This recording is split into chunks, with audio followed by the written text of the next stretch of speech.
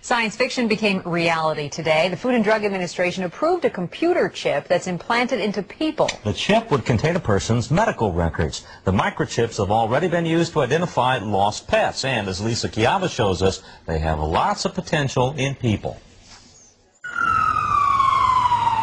Every second counts when you need help, but you're unconscious, and doctors need critical information. Okay, we want to know what medications you're on. We want to know what you're allergic to. We want to know kind of what your health problems are.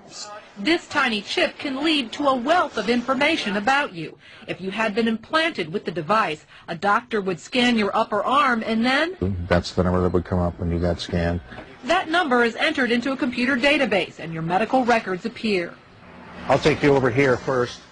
Engineers at Digital Angel in St. Paul developed the groundbreaking chip. The company already sells 1 million ID chips for dogs and cats. That research helped the company develop something safe for humans. We've over the years developed a plastic sheath so that the tissue adheres to it and it doesn't move. It stays put in your upper arm after doctors use a syringe to implant it there. It will be marketed to people with health problems that may cause them to become unconscious. There are other uses. The military is considering the chip to replace dog tags. Workplaces with tight security concerns might ditch card entry systems and ask you to implant a chip instead.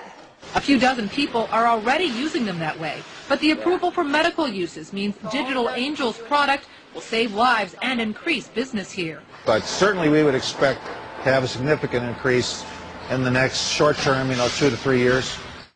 Critics worry about medical privacy. A Digital Angel spokesman says doctors or anyone would need authorization to access the medical records that the chip brings them to. And you brought us a few to look at here. You can see they're really tiny, like a grain of rice. A company called VeriChip will be marketing them. So if you hear that name, that's the product developed right here in St. Paul. Okay, there you go. Thanks, Lisa. By the way, Digital Angel Corporation stock closed up nearly 29% at 3. Doctors in our area are now recommending medical chip implants that they say could save your life. But it has many privacy advocates worried. Dr. David Marks tells us more about this emerging technology.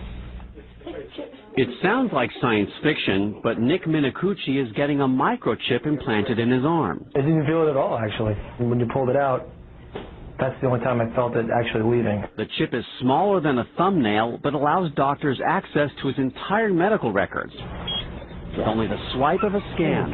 There's days I forget I even have it. Molly Phillips is a diabetic.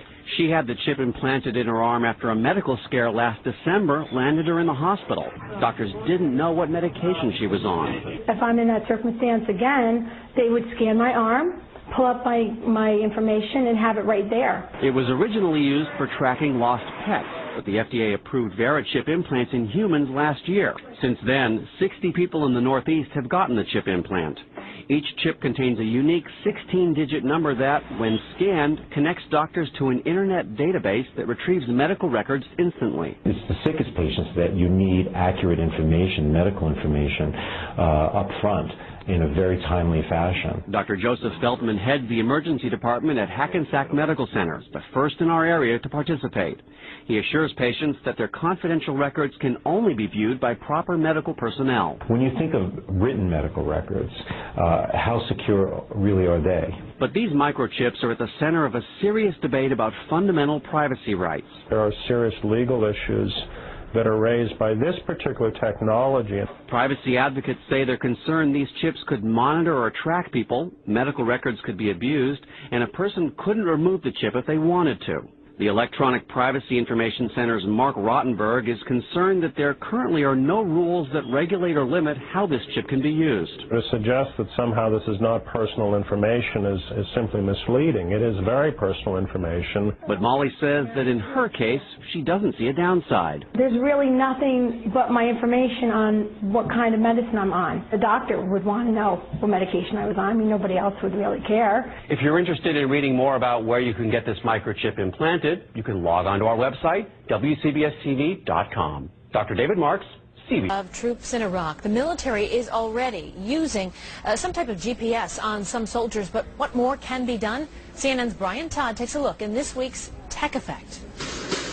A relentless search for 2 missing American soldiers in Iraq. Could tracking devices placed on their bodies have helped to find them faster? That kind of technology does exist.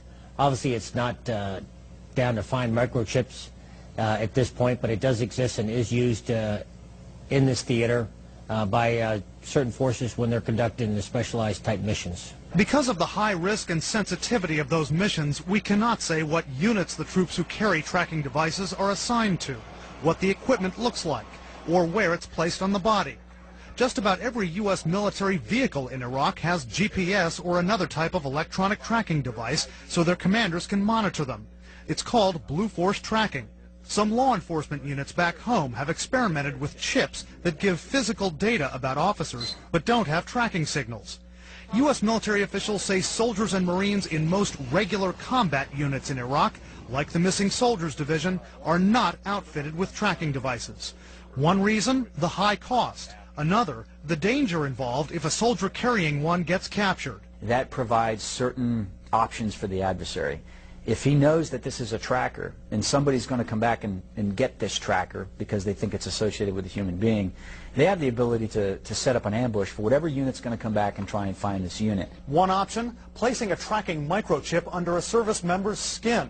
Former U.S. Special Operations officers tell us they believe that's being developed. Current military officials won't comment on that. Brian Todd, CNN, Washington. Hey! Sometime in the next century, because computer chips are getting smaller and faster, and eventually the time will come when a child is implanted with a little chip back here and will learn to control the chip in the same way that you learn to control your bodily functions and your voice and your movements, so that not only can you... Right now my mind is telling my body to talk, and it's supplying my mouth with the words that I'm giving to you, and the mind could also learn to say to the chip, go to a certain web page, download some information, and supply it to the inside of my eyeballs. You believe that you're going to be actually able to tell your mind through a chip to provide you with information that you can then speak. So on this program, this would be great for me. Put a little chip in there, and if I didn't know something, I could say to the chip. Would I have to say it out loud or just think it? Either way. I could just think it, give me an answer. Right now, we're loaded up with bionic stuff already. I'm wearing glasses. I have fillings in my teeth. This is a wristwatch. I'm wearing clothing, which allows me to adjust to the climate as I go outside. So it's obviously only a matter of time until convergence allows us to match the number one tool of the next century, and that would be the computer chip. I mean, okay, so the clothes are computer tools, chip, glasses are tools. Sure, but all of these are external. The computer should be in you, and that's what frightens me. Well, see, it could be in you, or it could be wherever you wanted it to be. And it would allow you to make telephone calls without having a cell phone, allow you to surf the web without having to monitor. Well, show me how. So if I had a chip embedded in my head, I could make a telephone call by you could just start talking. Call Mom? Yeah. And Mom would be, and I could talk to her? And you would just say, hello, Mom. I wouldn't have a phone or anything. No. And so you'd have to have some body language so people would know what you were doing. Let's say you're standing at the American Airlines terminal. Yeah. And you're calling the Advantage desk and saying, I've missed my flight. Do you have any seats at 10 o'clock? Mm-hmm. Okay, if you're standing there saying that, somebody's going to look at you like you're one of these crazy... But not if everybody had the chip, they'd all know what was going on. Well, but you would do this. Right. You go there to the little phone. This means I'm not just talking to myself, I'm talking on the phone. This sounds if you're reading the web on the inside of your eyeballs, yeah, it would look rude to people. It would look like I'm staring straight through you. But I'm not staring straight through you. I'm looking at the Fox News web page, right? Mm-hmm. So how do I want people to know that? I would just go like this. You know, so because movie whole sign language thing about what this sounds so unbelievable. If I'm downloading information, but it's true. It could happen, right? Well, you see, my article is half serious and it's half satirical. I don't know which half is half, though, because things are converging so quickly, and computers are already such an amazing tool. But we've checked it out a little further than your article, and the scientists tell us that it is absolutely true and absolutely possible for a human being to have a chip embedded in their system and to have many, many things appear in their mind upon command. So you would say, I need to know the name of the 18th president. Bing! Not only that, I meet you and I call up your credit report while we're talking.